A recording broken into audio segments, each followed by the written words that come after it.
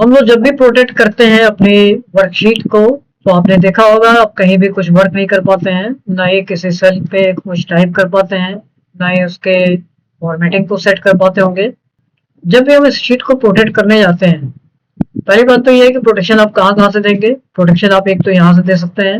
पहले मैं इसको अनप्रोटेक्ट कर लेता हूँ। तो पहला आता है प्रोटेक्ट शीट। सेकंड पॉइंट आता है आपका यहाँ से, आप यहाँ से प्रोटेक्ट करा सकते हैं। थर्ड पॉइंट आता है, आप फाइल में चले आइए और यहाँ पर आप इंफॉर्मेशन पे आ जाइए।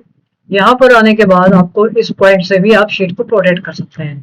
तीनों जगह से हम एक ही पॉइंट पे आते हैं, तो चलिए मैं इधर से चलता हूँ। यहाँ पर जब भी आप शीट प्रोटेक्ट करते हैं तो आपके सामने select locked cells, select unlocked cells होते हैं। तो जो सेल्स लॉक्ड होते हैं उन्हीं पर हम दोबारा से टाइप नहीं कर पाते, यानी वही स्पेशली सेल्स हमारी लॉक हो जाती है, यानी उस पर ही प्रोटेक्शन लगता है। साथ ही साथ अगर हमने कर दिया format cells, format columns, format rows and format insert columns, insert rows, तो क्या होगा, इन जो नेक्स्ट ये जो पॉइंट्स हैं, इन पॉइंट्स पर हम यानी ये वर्क कर पाएंगे। फॉर्मेट सेल्स कर पाएंगे, फॉर्मेट कॉलम कर पाएंगे, फॉर्मेट रोज कर पाएंगे, इंसर्ट कॉलम कर पाएंगे, इंसर्ट रोज कर पाएंगे। शीट को प्रोटेक्ट करने के बाद, शीट को प्रोटेक्ट करने के लिए जरूरी नहीं कि आप यहाँ पर पासवर्ड दीजिए, आप नॉर्मली ओके भी कर सकते हैं। ओके करने से क्या होगा, कोई भी इस पासवर्ड को ओपन कर लेगा। तो मैं यहाँ पे पासवर्ड दे ही देता हूँ, 111 करके मैंने यहाँ पासवर्ड दिया। ये सेकंड टाइम्स भी आपसे पूछेगा और ये मेरी शीट प्रोटेक्ट हो चुकी है। लेकिन आप यहाँ देख रहे होंगे सारे ही कमांड अभी भी ऑन है।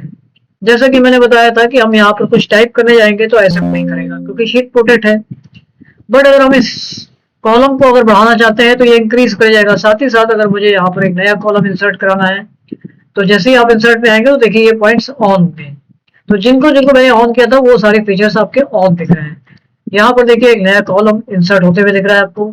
ठीक इसी तरह से आप रोज इंसर्ट कराना चाहेंगे तो रोज भी इंसर्ट हो जाएगी। आप अगेन वापस से ये आइए, इंसर्ट शीट रोज पर क्लिक कर देंगे तो यहाँ पर एक रोज भी इंसर्ट होती हुई दिख रही है। जबकि मेरी शीट अलग जगह पर मैं कहीं भी टाइप कर रहा हूं तो प्रोटेक्ट दिखा रही है। वापस से हम इसको अनप्रोटेक्ट कर देंगे। तो ये थे मेरे जो अदर देन स्टेप्स हैं जिसको हम प्रोटेक्शन पे अभी तक नहीं कर रहे थे, तो आप इसका भी यूज कर सकते हैं।